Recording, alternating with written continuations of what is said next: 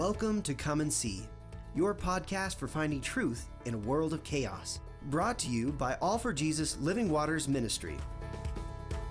With host and founder Richard Case and co-host and retreat leader Kathy Ricconi. Join us every weekday at this time to discuss news, spend time in the Word, and receive answers to your personal questions about living life in God's truth. And now your host, Richard Case.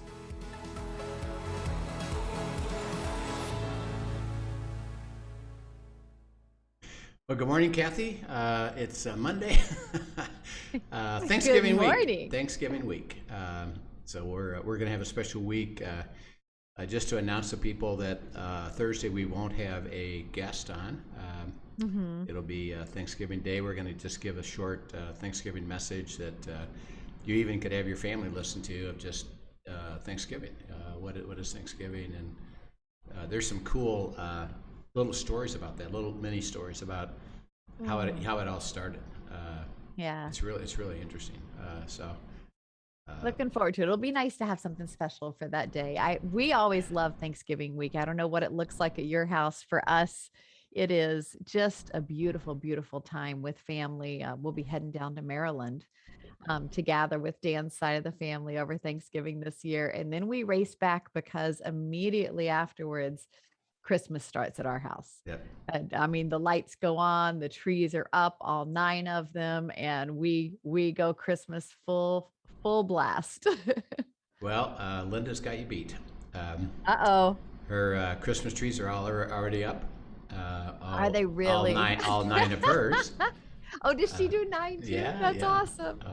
So it's in every bedroom. And our Peter and Shara and the grandboys are coming up from Dallas, so they're going to come up and spend the week with us. Good. So they are spending. Oh, that's excellent. We taped this ahead, but they're here already. That's faith, right? That's excellent. I love it. Well, I have a surprise for us and for you.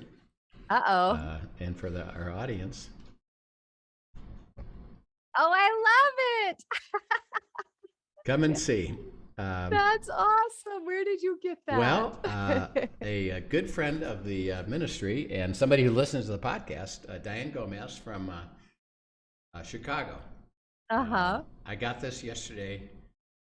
Just the box was sent to me. I opened up the box, and the first thing I see is a hat that says, come and see. That's awesome. How cool is that? And she had found it. I guess this is a tagline also of the movie Chosen.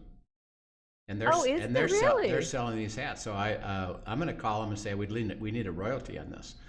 Yeah, there you go. That's awesome. No, I didn't realize that was their tagline. They have one of their taglines. Yeah. So she sent me the hat, and so now we can we'll put those up. we can have everybody. What a great invitation. Absolutely. To come and see, which is our heart, really. Yes. For everybody, and all the things we do is the word of the Lord stands on its own, and the power of the Lord is behind it, and it's true. And so, yes. People who, and we're actually talking about this in this series that we're in, Overcoming Worry, Fear, and Anxiety. When you're in it, and you haven't had things get better, or things get resolved, or hurts continue, the thought is, well, I guess this is the way life is. Yeah, we live in a fallen world. We're in a sinful nature. We are going to have to live with this struggle, but hey, we get to go to heaven. Because the church kind of has taught that evangelism and salvation is a transaction. Okay, you aren't going to spend your eternity separated from God, so you'll be with God. That's good. While you're here, it's going to be a real struggle, and you're a sinner, and you're going to fail, and try harder. And if it doesn't work, it must be that God, is allowing that in your life so that you can have some spiritual capability, I guess. Yeah, you really are describing what you hear from most Christians. Yeah. But and what we understand, because we did it, we come and see. We went and processed it, and we experienced it, and see and experience a whole different life that is absolutely true. And so we're inviting everybody to, even with the hesitation, wait a minute, it's never happened before, and I don't see people around me experiencing this. So is this just some hokey idea that you guys are promoting? And what we're trying to say is absolutely not. It's about a relationship with God. That's why the abiding is so critical. Is come and spend intimacy with Him. Apart from Him, you can do nothing. Start to walk with Him, and He has promises. And the way I looked at it, particularly as I processed this, and this actually is what stimulated me to go into the abiding, was I'm a seminary graduate, and I know the Bible information upside down in Sundays. It's one of my tests when I graduated was they gave you some verses, and you'd have to say what book of the Bible is that in what chapter. They tell you a book and a chapter, and you'd have to write down what's in that chapter. Wow. And so you had to really know it. You had to really know it, which I knew it intellectually. I knew it. Had knowledge, yes. And I was probably ahead of most people, just because God's gifted me with a great you have a phenomenal memory and capacity, photogenic memory, and I can go back and I even see pages. I can see pages, and then I can I can read them, even though I haven't really fully absorbed them. He did not gift me with that one, no. But he recalls things to mind for me. Yeah, it's a little frustrating to Linda, because of my mind my mind is set up as a recorder. So I could be watching TV, reading a book, and she's talking to me. Now I'm not listening to her, right? But I'm recording it so that she'll say to me, "Hey, pay attention. You're not listening to me." I said, "Yeah, I did. I heard what you had to say," and I can repeat it. I can repeat exactly what she said. And it frustrates her to no end. That probably doesn't go over real well. That doesn't go over. And she says, I know you recorded it, but you didn't listen to me. Pay attention. Okay. So I knew the scriptures. And as time went on, particularly as I was learning to walk with God, I talked the story about this person that helped me move from working for God to learning to know God. So I'm learning to know God, and I'm getting in the Word, and I'm still approaching it kind of as law. I should. And what I was doing, I was reading these promises, the things that we're actually sharing now.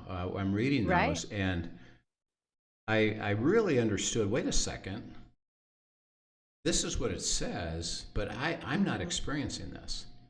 Right. And I don't see other people experiencing it either.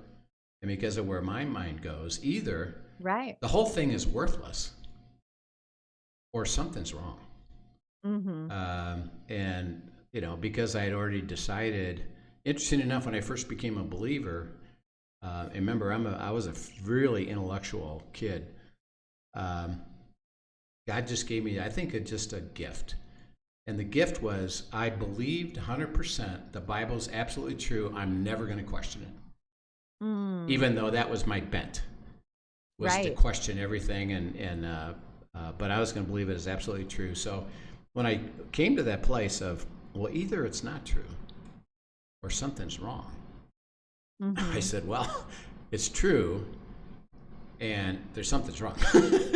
so something has to be wrestled out here. Yeah. Something is, I'm missing something, and it was this whole aspect of the self versus the spirit, and that even when my attempt, and I really got into Romans 7, which we've talked about, and Paul describes it, is I had a heart to really follow God. I really did. Right. But it wasn't happening. And even with my heart, as I got into it, I recognized, oh, there's the problem. I'm doing this in my own power.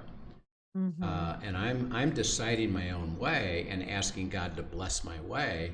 Right. And I didn't have an understanding of surrender, of walking in the kingdom, to put my mind on the Spirit as opposed to the flesh. Right. So that my worry and anxiety and fear, which I experienced, wasn't getting resolved because I was trying to do it myself. And God said, well, that because the truth is, he said, the Bible stands on its own, which is why, again, we say, come and see, is he doesn't change it just because he loves us and cares for us and says, well, I'll overlook the truth in order for you to have a better life. He says, no, in order for you to have a better life, you have to walk with me and let me be God. And so that's what I began to learn, and then I experienced it. And that's why I can invite everybody, and you do too, is we'll come and see. Right. I know there's a struggle, but if you have a heart to come and see, you will, and this is what we absolutely know, you will experience it. When you experience it, you'll want to experience more. Right. You won't want anything less. You won't want less. And because of the beauty of it, and I've seen this almost universally, is it's rare that somebody who really starts to experience this ever stops it, because they recognize the understanding of it, which is, well, in order for me to keep living this way, I gotta walk with God and be surrendered to Him. Right. So it's a beautiful thing, and we've talked about the earthly causes of it. Yes, things happen in the world. Jesus said you're going to have trouble. A lot of times we're pursuing things on our own with greed and our own self capability and things that we're trying to establish, which is automatically moving us away. Which from are God. even things that sound good sometimes. Yeah, on the surface, to the world, to everything else, sound good, Yeah. but it's not pursuing God Yeah. instead. Yeah. And then, as we've discussed, there underneath it is a spiritual truth, and that is that the reason that you stay in worry, anxiety, and fear is that you're trying to resolve it on your own flesh, and interesting enough, you're actually making it worse because you're walking further and further away from the resolution. So that you have some worry, you have some anxiety, you have some fear, and then it gets deeper and deeper and deeper because things don't work out. Why? Well, because it's a spiritual issue, is we're not seeking God. So, and let me try to phrase it clearly, is that the things that happen to us are of, this is funny, are of the world. The reason that we don't get to resolution is spiritual. So yeah, there's physical things happening. We try to react to them in the natural, and God says, well, the reason that you don't get there is that the answer is spiritual, because it's going to be what I do, which means there's spiritual causes for why you're not receiving it, which is what you're in this. You're put your mind on the flesh and the self, and not on the spirit. When you put your mind on the spirit, now you have the possibility of God resolving the issue. And that's the spiritual thing. So as we try to understand that, we would have a heart to, and that's why we're saying, come and see. And we've set it up that the first thing to understand as we go and say, okay, I'm going to put my mind on the Spirit, is a understanding and an absolute belief that God will resolve this. And remember, it's not generic. It's not like, well, God, I hope you just take care of all the issues. It's specific to this issue, this thing that's going on in my life. I have to bring it before God. He says, cast your care upon me, for I care for you. Let me handle it, not you. I'll do it in the Spirit. He says, learn that I am the God of solutions. Psalm 91 and Isaiah 26 is, I will deliver to you protection and deliverance, and I'll take you away from this difficulty. And then we talked last time about standing on the covenant. The covenant is, I'm going to bless you to make you a blessing. God says, I'm ever mindful of that.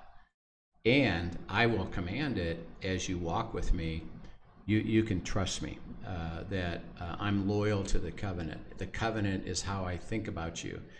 The covenant is what I'm willing to deliver. Let me just insert there for anybody who has never spent time pressing into what the covenant is. There is a study online at afjministry.com, a great study that we've taken some people through, and Rich has led us through it before, but it's an online study, just like the abiding and discerning God's will and that sort of thing. But that is worth digging into to fully understand what covenant is. And if this is something you're struggling with, that I would say that's a great thing to go to at this point as well. Yeah, it's a great, we've got all these materials to build on. They build on each other. They do. And they do interrelate. And the reason they interrelate is that God's life isn't really disconnected. It's based on a unity of walking with Him, so that when we say, well, trust in the covenant, well, the covenant needs to be understood. So we have content on that. We talk about life in the supernatural. We have all kinds of cool stuff that we'd love for you to go try. And afjministry.com is our website, and go to online courses. And we'd love to have you join us. And again, any questions, send it to us. Well, as we understand the covenant and say, okay, He's going to bless me to make me a blessing. The question is, well, is it very specific? Is it going to be directed toward me? We'll go to Proverbs 22, 17 to 21. Proverbs 22, 17 to 21. Incline your ear and hear the words of the wise, and apply your heart to my knowledge.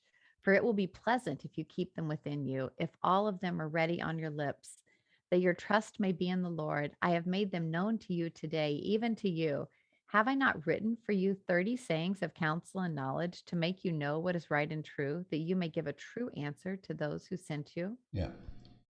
So he says, you can be assured that I'm going to give you instruction. And he puts in there, even you. That's good to know, right? Yeah. So he's really saying, don't anybody think of themselves as less.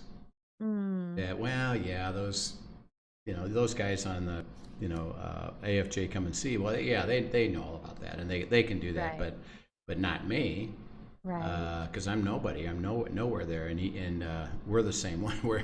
We're nobodies. We're just fellow travelers. And the cool thing is, God says, I'm not partial, and that's why some of these phrases in Scripture are really clever and cute. I think, in that I'm going to give you instruction. Even you. Because you kind of receive that. It's like, you're not exempt from this. You are not. Right. You're not going to be eliminated from this. Even you that think that you're not going to receive it. No, I'll get it to you. I will get you instruction. I will make it clear to you. It'll be words that are going to be truth that that you can count on, because of these other things we're building. So that as again we are establishing the reason that we would go to God, because we understand what He promises on His side of it. Which is, I'm going to provide resolution. I'm going to stand on the covenant, and I'm going to give you instruction about how to walk into it. That's really the critical piece of it, is that we don't leave it at the generic, well, God, I got a problem, take care of it. Right. It's specific. I'm going to give you instruction. And that's why, by the way, and we talked about this already, we urge you to write everything down on a separate piece of paper. On your journal, and keep a running dialogue with God about the specificity of the instruction that comes to you about this. Both, here's what God says I'm going to do. This is an attack of the enemy. I'm going to have you stand against it. It's going to flee. I'm going to break the logjam, etc. Let me give you instruction. And then as we fully understand that, He tells us something really wonderful about us personally, and go to Romans 8, 31 to 32. Romans 8, 31 to 32. What then shall we say to these things? If God is for us, who can be against us? He who did not spare His own Son, but gave Him up for us all, how will He not also with Him graciously give us all things? Yep. Now remember, this is in Romans 8, and Paul has been describing the difference between walking in the flesh and walking in the Spirit. And he makes a statement. Remember, he said, who can save me from this awful situation that I'm stuck with a nature that is always dragging me back to self? And he said, well, the answer is Christ Jesus, by setting your mind and your heart and your soul on following the Spirit, by surrendering your will. And then here's the benefits of it. Well, he says, if God is for us, who can be against us? Can be against us, yeah. Okay, interesting enough, the answer is nobody except who? Except me. Yeah, I was going to say ourselves. Yeah. We tend to be the ones who get in the way, right? Yeah, because basically, and we've learned about this, is that, see, I sever that truth. I have everything lined up for you. And he says, I'm freely giving you this. The only requirement is you got to be with me. Right. You got to walk with me. You got to be in my kingdom, letting me deliver according to my will, my timing, my answers, my resolutions that I have for you. Because if I'm for you, who can be against you? So can the enemy thwart that? No. Can the world thwart that? No. Can circumstances thwart that? No. Why? Because God has answers for all of them. The only reason you wouldn't experience that is you don't go with God. And he said that's why he set it up. If you set your mind on the flesh, you're walking away from what God has already lined up to give you, because if God is for you, who can be against you? So that we get it settled that he's completely for me, and it's not I'm going to have you have a life of anxiety, worry, and fear, because he said the kingdom of God is righteousness, peace, and joy. So that's the opposite of all that. And he doesn't say once in a while you'll have joy, but most of the time you'll have worry. He says no. I'm going to transfer your worry and fear into joy and peace by walking with me. Because why? Because I'll answer it. And see, it has to translate. This is what I say. It has to translate in real stuff of my life. So if you just say, yeah, God is for you, yes, everything's going to work out, but I'm living it in real life and it doesn't work out, well, we know the difference. And we would say, well, and that's kind of what I was trying to say, is something's not right. Is if this is all true, then it's got to translate into real stuff. And so you got to get it settled that we can cast our care upon him. He's the God of resolution. He's going to be mindful of the covenant. He's going to give us specific instruction, and he's for us.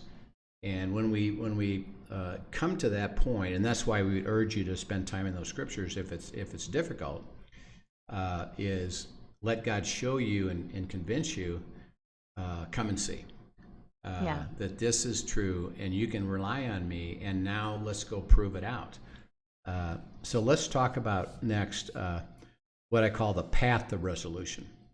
Okay, before we get to that, I just wanted to see if you could just speak into or a reminder even. I think of sometimes when you hear the verse, he is for us, and people are sitting there wrestling out. I really don't see that. And I feel like I've surrendered my will, and I'm not seeing that. I think we also have to recognize that our definition of what is good and best may or may not fully align with what his is, because of what he sees around the corner. And there's timing in play and things that he is forming in us so that our heart is ready to receive the best that he's ready to give us, and that sort of thing as well. And so sometimes where the reason there's a disconnect is we think it's going to be instant, fast food order delivery. I surrendered my will, now give me your best. And it comes out on a tray with a golden platter. Yeah, well, couple of things about that. If that's how we approach it, in essence, and God talks about this throughout Scripture, is, don't test me. Right. And in a sense, we're testing him and saying, okay, fine. I'll surrender my will, whatever. uh, I got a problem, take care of it.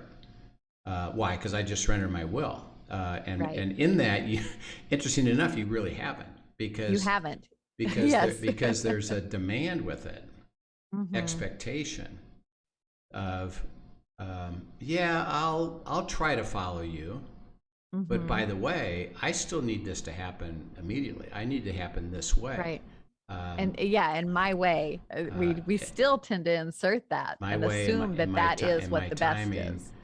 and if you do that, and this is what the whole point is, which is where the test is. If you do that quickly in the way that I need to, well, then I'll follow you. Mhm. Um, and when I say I'm surrendering my will, but I'm doing that with a demand, is I'm actually testing God, because I'm actually exercising still my will, Mhm. and Yep. my condition. See, a surrender, complete surrender, is Mhm. I have no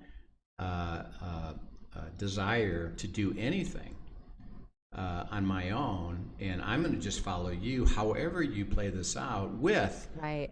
a truth and a belief. And we've experienced this. Your timing is perfect, and Mhm. your resolution is perfect, even if it takes weeks and months. Mhm. Because I'm not pretending to tell you what I think you should do. I'm going to follow you completely, 100%, really. And Right. that's where the surrender is. Right. So that if And I part of that, go ahead. I should say, part of that, what you're talking about, really coming to a true belief that God is for us, comes back to, if we're wrestling with that, one of the places to wrestle is to look at God's character and to do a deep dive into who He is, because part of that is us struggling to believe that He is who He says He is. Right. Um, and it's always about moving deeper and deeper into it. So I had a friend of mine just yesterday who was sharing about, he's gotten some data, some information about COVID and the vaccine and stuff. And Mhm. I'm trying to get that to everybody, and people are resisting it. And I kind of get a little bit edgy with them, and you should. Mm. Uh, and so I said, okay, let's go back. Um, what is God's call to you personally? Mhm. Uh, surrender my will. Mhm. Okay, so then why have you gone further and said, with something that I've learned for me, I now got to make sure everybody else learns it. Mm. Oh, that's Uh, good. and I said, you have crossed that back over that line, even with something that you think is good and beneficial, Mhm. but you forgot a step. And that Mhm. is, what's my role, Father? What do you want me to understand? And we went through Scripture. It says, well, you don't have a right to worry about persuading anybody. You don't have to persuade anybody of anything. If they have Mhm. a heart to process stuff with you, great. If they don't, great too. Right. That's not your burden. And I give them Scripture about how Jesus did that. Jesus Mhm. with I don't know if you remember. This is in John. He's probably got several hundred men and women and children following him, and because he's doing these supernatural things, Mhm. and it's exciting. Wow, look at this! And every day he's doing supernatural things, and they want to be around it, and they want to experience it, and they love it. And then this is John 6. He makes a statement. Oh, hey, by the way, you got to eat my body and drink my blood. Um, and they said, "Uh-oh, I'm out. I'm out." We're following a cult leader who's got a whole system, Mhm. and no, Mhm. no, that can't be right. We're out, and they quit. Mhm. They left. Um, Now the mistake they made, which is again all of us make, is we hear something that Mhm. seems a little strange to us, Right. and we're going to talk about that when we get to solutions. Is you're going to get here's what I'm going to do. Here's what I need you to do. I need you to process this way. And instead of you doing A, I want you to do B. Um, and he's going to hear things that we don't understand. That's when most people, like that group, checked out. Well, Mhm. I'm out. Um, Right. and the mistake they made isn't like, what? Uh, we don't have a clue what you're just saying. Could you please help us understand something? Because Right. that makes complete nonsense to us. But they left. All of them left. Everybody except for the 12. Right. And I but- love the 12's response. Yeah, You know, yeah. where else would we go? Yeah, You know it all. Yeah, and Jesus, did he? And here's what I was trying to help this guy is: did Jesus chase him down? No. Did he try to persuade him? No. Let me persuade you of something different. No. He says, if you have a heart to receive it, let's process it. If you don't, my burden isn't to persuade you of anything. Right. And so I said, why would you step into that role when Jesus doesn't step into it? And he said, oh, okay, I get it. It's about my surrender, like you're talking about. So, it's about the surrender of my will. And this is the impact of it. And by the way, with that story, you mentioned it with the disciples. He turns to them and said, do you guys want to go? And they said, we don't have a clue what you just said either, but we've already chosen Right. to walk with you. And so you have the words of eternal life. By the way, Jesus defines eternal life as knowing the Father, experiencing the Father, experiencing the Son, which is the whole issue of abiding. Which is here and now, and too. even, Yes. and even here. And they said, no, we'll stay with you. Maybe you'll explain it to us someday, we'll find out. So it's about heart. So as we're processing, even in this situation, this person had, okay, I've received something, and now I take it further because why? I decided to. And there's always a step as you're talking about surrender. Is everything. Okay, what do you have to say about this? What's your instruction for me here? How do you want me to proceed on this? And remember, it's always, interesting enough, it's always to give you the abundant life. So that even the situation where this guy is in anxiety about I'm debating, arguing, fighting over this stuff, God says, well, let me get your heart settled and free and release the burden of that. As you walk with me, my resolution, interesting enough in this case, is about your heart. Let me get that settled with you. Oh, okay. And he did. And it's like, oh, got it. Excellent. I see it. Why? Because he has a heart to follow God and let the truth be known. So that when we say God is for us, if we lay any condition on that, if you do X, Y, and Z, and then I'll know that you're for me, well, what you've done is just tested God, and you've tried to become God, and God said, I can't let you do that. Right. You're going to have to walk with me. I am for you. I have it for you. You got to learn to trust me. Come and walk with me, which is that's not unlike what we do with our children, right? Yeah. As they're growing up, and there's things that they come to us and ask and whatever, and we are for them, and so we are fighting on their behalf, and we want the best for them. And in that is not always playing things out the way they desire it to be. Instead, it's seeing around the corner and leading them into what will actually benefit them the most, right, and bring the greatest joy. Right. And as we talk about this, the path to resolution begins with learning to trust God. And it's a truth about that. So go to Jeremiah 17:7-8. Statement that Jeremiah makes in the middle of people who aren't following him, but he makes a statement. Blessed is the man who trusts in the Lord, whose trust is the Lord. He is like a tree planted by water that sends out its roots by the stream and does not fear when heat comes, for its leaves remain green, and is not anxious in the year of the drought, for it does not cease to bear fruit. Okay, so he makes a statement. Blessed is a man who what? Trust in God. Trust in God. Believes that what God has to say is true. I have a heart to receive that, live in that. And he actually says, it's not just trust in God, it's God is your trust. God is going to be your trust. He's going to deliver to you the confidence, the belief. If you have a heart to go, I'll show you can believe what I'm saying as I persuade you. And he said, if you do, he said, you won't fear drought.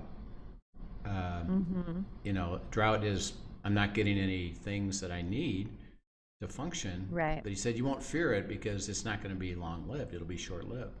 In the middle of a difficulty, you won't be anxious. You won't be fearful. You won't be anxious. Why? Because blessedness is experiencing joy and peace. In the middle, he describes it.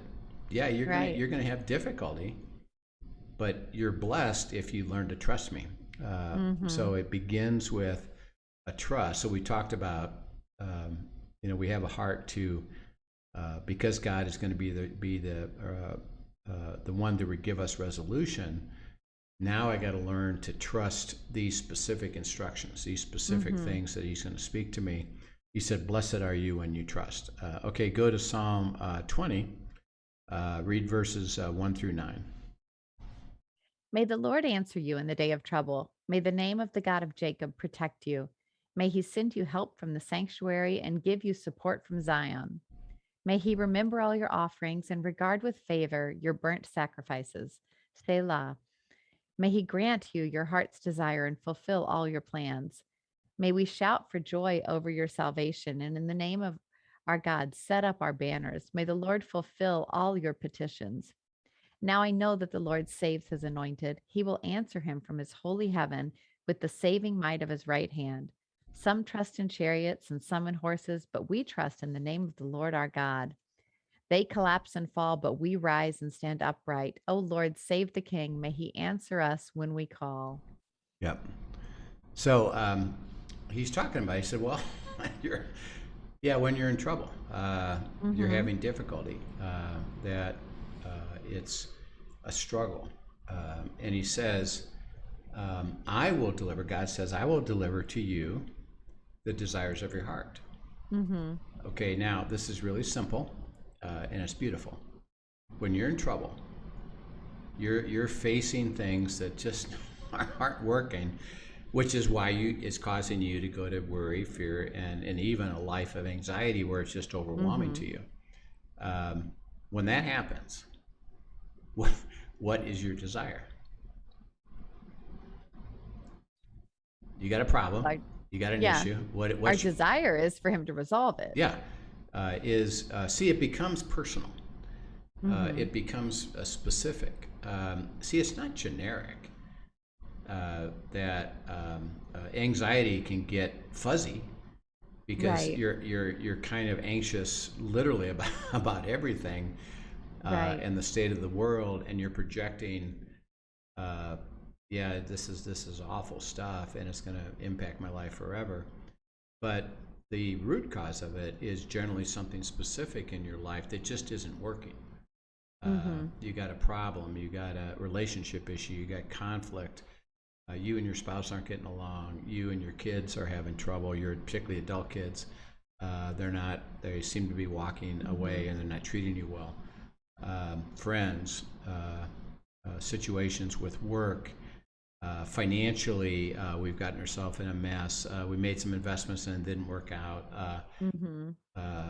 We have an overwhelming burden. Something just happened where I got to make these big repairs in my house, and it's really draining our cash. Or maybe even I got to go use credit cards. My car just broke down. I mean, there's all kinds of things that happen, both in personal life and in your business life, financial life.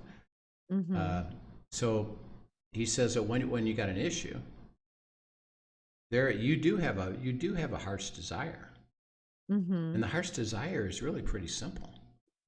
I need to have this resolved. Right. Now, again, the problem is we're trying to resolve it on our own. And he says, when you do that, again, you've walked away from my resolution. And he says, you're going to make it worse because you're attacking it from a worldly perspective, and that's never going to be the solution. It might be temporary, right, but it's not going to be the solution. Just like I was talking about this guy who was, struggled with debating people. Well, in the world, it's like, well, just be a better debater. right. Get better information and work harder. Well, what's God's solution? Relax. Mm-hmm. Hey, the burden's not yours. Why don't you get settled? What do you think and believe and understand? And let me show you. If you have a heart for truth, let me keep giving you truth. If people have a heart to discuss that, great.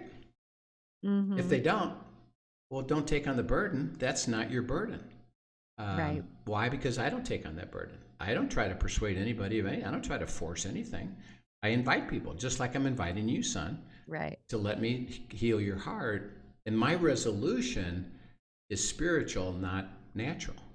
Mm-hmm. So this is what God is trying to say is some trust in chariots, some trust in horses. So what does that image bring up? What is he saying there? Some trust in horses, some trust in chariots. What is he saying? I think of fighting, Yeah. of war, Yeah. You've some decided trust in something battling, and but I trust that God is the one who is going to go before me and resolve this. He's saying that you're trusting in your natural solutions, Mm-hmm. which are things that can enhance your ability to win, so to speak, get it resolved. And he said some do that, but if you're going to let me give you the desire of your heart, which is what? Resolution. Mm-hmm. Which, interestingly enough, even as you just say that, the some trust in chariots, some trust in horses, and that picture of war and going to the natural, immediately that conjures up images that are against peace. Yeah. Versus trusting in the Lord carries with it immediately the sense of peace as well. So it's interesting just that going to self, going to the natural, automatically robs you of the peace versus trusting him. Yes. And on top of that is you trust in your chariots and horses. That doesn't guarantee you're going to win. Right. You're going to go to battle. You may still lose. With me, he says, if you trust me, I am going to give you the desire of your heart, which is what? Resolution to this issue.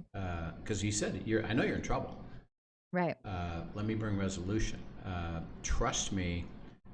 My answer, it'll be absolute resolution, not failure. Because if I'm bringing resolution, I'm going to give you the desire of your heart. So you don't pray and think, well, if it doesn't work, it doesn't work. So what? No, I got a problem and I need this resolved. He said, yeah, I know. Let me do that. Let me bring it to you. Right. Okay, go to Psalm 25, 1 through 6. It talks a little bit more about this aspect of trust. To you, O Lord, I lift up my soul. O my God, in you I trust. Let me not be put to shame. Let not my enemies exult over me. Indeed, none who wait for you shall be put to shame. They shall be ashamed who are wantonly treacherous. Make me know your ways, O Lord. Teach me your paths. Lead me in your truth and teach me, for you are the God of my salvation. For you I wait all day long. Remember your mercy, O Lord, and your steadfast love, for they have been from old. Yeah. Now, by the way, remember your mercy and steadfast love. Remember what we learned about steadfast love? That's that covenant. Covenant loyalty. Right? Remember, hey, by the way, I'm always loyal to the covenant. Remember, God, remember your covenant. Remember that? God said, yeah, remember, I'm ever mindful of it. Yep, you can talk to me about that. You can say, is that so? I'm going to say, yes, it is. That's fine. I need you to realize that. No problem for me. I need you to realize that is you're living, because he says, may I never be put to shame. And think about that. What causes shame? Well, a lot of times when things don't look the way we think they're supposed to look, or or we wear that from someone else's judgment or anything else. I also know the word shame actually translates as disappointed. Yeah. Don't let me be disappointed. Yeah, don't let me be disappointed, Don't let me live in shame. And disappointment is, and this is where the struggle is that, okay, you said you're going to deliver the covenant. You said you're going to deliver a resolution. If I say that, right, and it doesn't happen, I'm the then I'm one. going to be embarrassed. I'm or going to in be embarrassed. shame. I'm going to be in shame. I'm going to be disappointed Mm-hmm. because it's going to be a conclusion is, well, it's really not so, particularly if I start to tell people when they say, well, what are you doing about this? Right. Well, I'm going to God because he's going to resolve it. Well, Right. if you don't resolve it, I'm going to be put to shame. And he says, I'm going well, to look like a fool. I'll look like a fool and I'm going to be disappointed. Mm-hmm. So he says, no, you can trust me. Oh, my Lord, my soul, the essence of who I am, I place my trust in you. May I never be put to shame. And again, may I never be disappointed. Why? Well, if I trust you, Mm-hmm. and see, trust is implicit with an expectation. That is because of who you are and because of what you said, then I do expect that you will deliver the covenant. I do expect that you will bring resolution to this, which is a healthy thing, which is why you trust it. Mm-hmm. See, if you said, well, it doesn't matter, or maybe yeah, maybe no, or whatever happens, happens. Mm-hmm. See, that's not a matter of trust. That's saying, I have to wait and see what happens, and when it doesn't happen, I guess it wasn't your will, and I can't really trust that.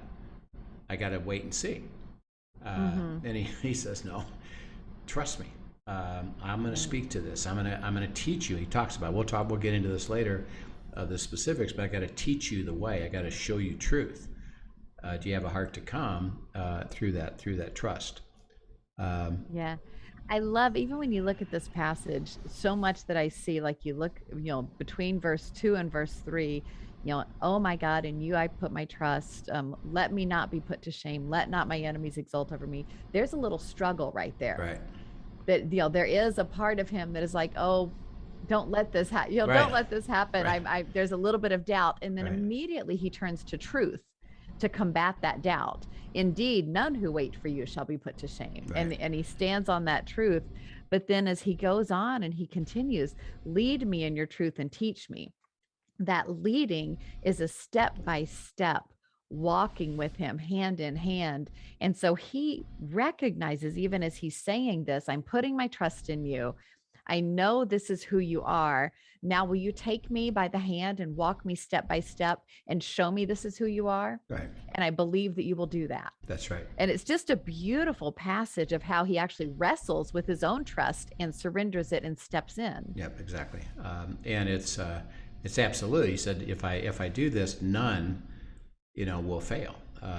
So give me the strength, the power to move in the direction. Trust is, I'm going to move, and we're going to get into the detail of this. So, what does it mean to build that trust? And you use the word wait. One of the things we're going to talk about. What does that mean, wait? Right. What does that look like? How do we wait properly? And what does that really mean? And how do you wait without staying in worry, fear, and anxiety in the waiting? In the middle of it, yeah, exactly. Yeah. So we will continue tomorrow.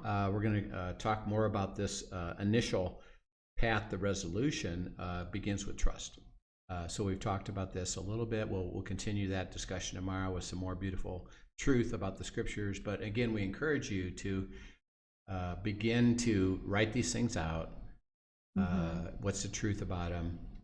Bring them to God. Say, okay, God, I need instruction, guidance from you. Bring resolution to me, and I'm going to come and see that this is true, and I'm not going to reject it. I don't know it yet. I don't have a full understanding of this yet, and I maybe not even experienced it yet, but I have a heart to. So I'm going to go, and that's what we encourage you to do. And we're going to continue this all the way through until you will see that the resolutions come, and you'll be rejoicing because of it. So and what's going to be fun? I'm really hoping that people will share some of that with us, that they will send us their stories, some of these questions and things that they are writing out now and beginning to process with God, that they'll send us some of the victories as he leads them to resolution absolutely. as well. Yep. Love to share those stories. Yep. Send us your questions, and we'd love to see them, afjministry.com, questions@afjministry.com. Are on the YouTube, so we look forward to hearing from you. Well, Kathy, we'll pick this up tomorrow. Have a great day. Good. Thanks for joining us, everyone. As always, it's a pleasure. All right, see you soon. Thank you for joining us for today's episode of Come and See, your podcast for truth in a world of chaos. Brought to you by All for Jesus Living Waters Ministry. Send us your questions and comments, and tune in tomorrow for more answers to your personal questions about living life in God's truth. Remember, God's will is best and none better. His truth brings peace in this world of chaos.